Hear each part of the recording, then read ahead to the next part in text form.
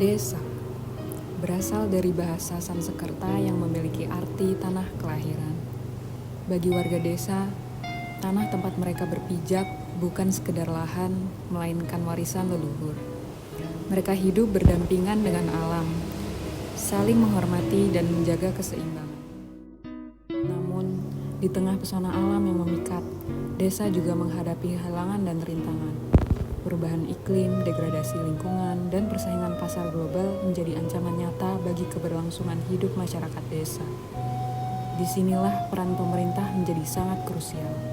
Namun, sudahkah negara hadir bagi rakyatnya? Setiap desa memiliki karakteristik yang unik yang membedakannya dari desa-desa yang lain. Keunikan ini dimulai dari letak geografis, jenis tanah, hingga ketersediaan sumber daya alam dan manusia yang ada di desa tersebut. Faktor-faktor ini seringkali menentukan jenis aktivitas ekonomi yang berkembang di desa. Tidak heran, beberapa desa akrab diasosiasikan dengan suatu kegiatan ekonomi tertentu, seperti desa pertanian, peternakan, bahkan desa wisata. Lantas, bagaimana dengan desa Cihideng? Desa Cihideng merupakan sebuah desa yang terletak di Kecamatan Parongpong, Kabupaten Bandung Barat, yang berada di ketinggian 1.200 meter di atas muka laut dan memiliki luas wilayah sekitar 244 hektar. Desa Cihideng terbagi menjadi 58 RT dan 17 RW, serta memiliki 4 dusun yang memiliki berbagai sektor ekonomi seperti pertanian sayuran dan tanaman hias, serta ternak sapi. Namun, sebelum kita membahas lebih jauh mengenai Desa Cihideng, kita perlu memahami bagaimana sebuah wilayah, terutama desa, dapat berkembang. Oleh karena itu, mari kita simak terlebih dahulu seperti apa teori pertumbuhan wilayah yang terjadi. Teori Research Endowment merupakan teori yang menjelaskan bahwa perkembangan suatu wilayah bergantung pada kemampuan wilayah tersebut dalam memanfaatkan sumber daya alam yang dimilikinya untuk memenuhi permintaan pasar. Sumber daya alam menjadi bernilai jika dikelola secara optimal sebagai produk atau jasa yang sesuai kebutuhan pasar. Faktor yang mempengaruhi keberhasilan ini meliputi distribusi pendapatan, pola perdagangan, dan struktur produksi. Jika permintaan meningkat, sumber daya tersebut dapat diarahkan untuk menghasilkan produk lain yang lebih bernilai dan dapat menciptakan efek berantai atau multiplier effect. Hal ini sesuai dengan kondisi Desa Cihideng yang dikenal memiliki potensi sumber daya alam berupa lahan subur untuk budidaya tanaman hias. Dalam konteks teori ini, dengan pengelolaan yang baik, seharusnya Desa Cihideng mampu berkembang menjadi wilayah yang mandiri secara ekonomi sesuai dengan prinsip yang telah disebutkan tadi. Namun, untuk mengetahui apakah hal tersebut berjalan, tentunya kita perlu mengetahui terlebih dahulu bagaimana kondisi aktual sebenarnya di Desa Cihideng. Desa Cihideng merupakan daerah yang produktif untuk tanaman, terutama tanaman hias. Desa tersebut berada di dataran tinggi dengan wilayah dan iklim yang mendukung. Desa Cihideng juga berbatasan langsung dengan Kota Bandung. Sejak dahulu Kota Bandung terkenal dengan sebutan Kota Kembang. Julukan tersebut berasal dari Desa Cihideng. Berdasarkan sejarahnya, Desa Cihideng tercatat pada tahun 1885. Memang Cihideng salah satu daerah, bentukan daerah desa yang memang udah ratusan tahun memang udah ada. Kota Bandung sudah memproklamirkan Bandung Kota Kembang. Tetapi pada prinsip dasarnya yang menghasilkan julukan atau sebutan itu Kota Kembang adalah daerah Cihideng. Pada awalnya Desa Cihideng dikenal bukan hanya tanaman hias, namun tanaman hortikultura. Namun dengan kondisi alam yang kaya, hingga saat ini Desa Cihideng juga dikenal oleh kancah internasional dengan produksi tanaman hiasnya. Desa Cihideng dibagi menjadi 4 dusun, dengan masing-masing dusun memiliki hasil produksi yang berbeda-beda. Dusun 1 dan 2 memproduksi hasil pertanian sayuran dan buah, dusun 3 memproduksi tanaman hias, dan dusun 4 memproduksi hasil peternakan. Cihideng terdiri dari 4 dusun, dari dusun 1 sampai dusun 4. Masing-masing dusun punya potensi masing-masing. Selama lebih dari ratusan tahun, Desa Cihideng dapat mempertahankan budidaya tanaman, turun-menurun hingga ke anak cucunya. Dari membawa tanaman dengan cara dipikul hingga truk-truk besar yang mengambil hasil produksi mereka. Itu adalah bukti ketekunan seorang petani yang mencintai tanah tempat dia tumbuh. Secara geografis, Desa Cihideng terletak di kawasan Bandung Utara, di mana kondisi topografinya dominan dengan dataran tinggi. Kondisi topografi ini didukung dengan curah hujan serta jenis tanah, menjadikan Desa Cihideng berpotensi besar dalam kegiatan pertanian hortikultura yang produktif. Letaknya juga strategis berdekatan dengan kota Bandung menjadi kunci utama dalam mengembangkan potensi ekonomi desa, utamanya dalam pertanian hortikultura, termasuk tanaman hias. Keberadaan pasar yang besar di kota Bandung menjadi peluang emas bagi produk-produk pertanian di Desa Cihideng. Tanaman hias, buah-buahan, sayur-sayuran yang diproduksi oleh masyarakat Cihideng dapat dengan mudah dipasarkan ke kota Bandung. Visitor dari Bandung pun yang tertarik untuk membeli langsung ke Desa Cihideng turut mendukung potensi wisata yang ada di desa ini. Nama Desa Cihideng pun makin terkenal, bahkan menarik pengunjung dari berbagai macam daerah. Namun, kisah Cihideng tidak hanya sampai di situ. Karena sekarang ada yang beli dari daerah Jawa ke sini, kadang-kadang kan ibu-ibu yang bawa kayak digendong gitu ya. Ada masih banyak ada. Dengan kualitas tanaman hias yang tak tertandingi, desa ini berhasil menembus pasar internasional. Cihideng Plants Festival tahun 2022 menjadi saksi langkah besar Cihideng menuju panggung dunia.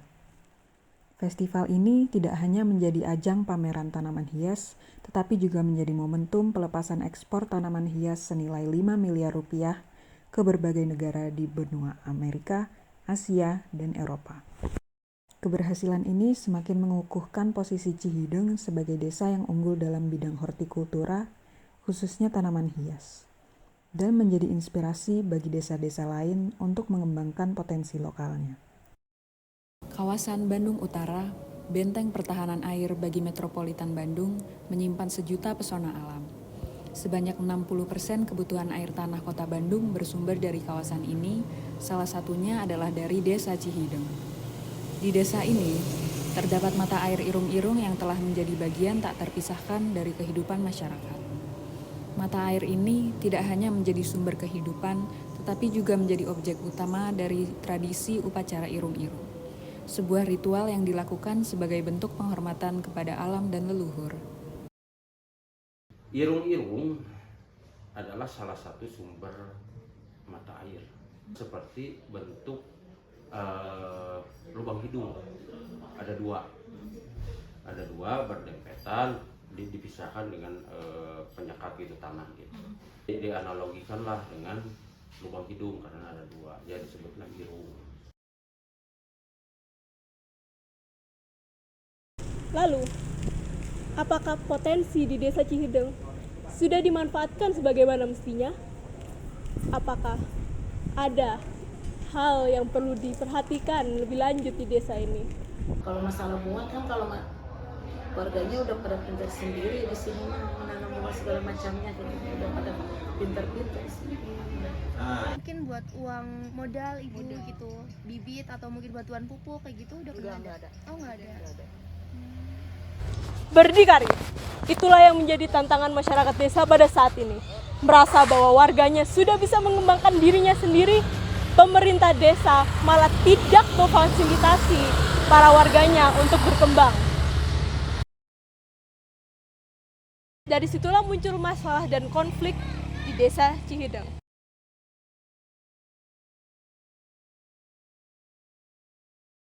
Cihideng kurang dirasa berkembang karena pendampingan dari pihak-pihak yang terkait memang dirasa minim. Lalu, bagaimanakah cara ketidakmampuan pemerintah untuk memberikan fasilitas pemberdayaan masyarakat akan mempengaruhi mereka? Apa dampak dari ketidakmampuan itu kepada masyarakat desa untuk mempertahankan status mereka sebagai desa argowisata? Dan terakhir, bagaimanakah upaya masyarakat Desa Cihideng untuk menghadapi masalah-masalah yang sudah tertera di depan mata mereka? Hal tersebut akan menarik dan menjadi tujuan dan sasaran yang akan kami pegang untuk kedepannya. Untuk mengetahui bagaimana dampak, bagaimana perilaku yang diberikan dari ketidakmampuan pemerintah untuk memberikan fasilitas-fasilitas, untuk memberikan pemberdayaan yang maksimal kepada masyarakat di Desa Cihideng. Hal tersebut akan mengakibatkan banyaknya perubahan yang ada di Desa Cihideng. Selanjutnya dilakukan gap analysis atau analisis yang dilakukan untuk mengetahui ketimpangan atau analisis kondisi dari aktual dengan kondisi yang diinginkan. Menurut Sutoni et al. 2021, analisis dilakukan menggunakan data yang didapatkan dari data primer maupun data sekunder.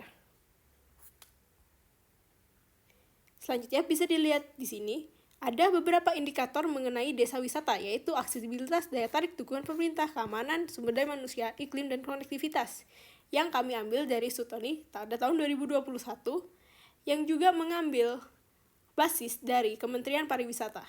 Kondisi existing, beberapa jalan masih berlubang dengan konektivitas transportasi umum yang minim, daya tarik yang unik yaitu agrowisata, tidak adanya pemberdayaan yang merupakan masalah utama, adanya sistem keamanan, sudah banyak warga yang mengembangkan agrowisata, iklim yang cukup, dan juga pembangunan objek wisata lain.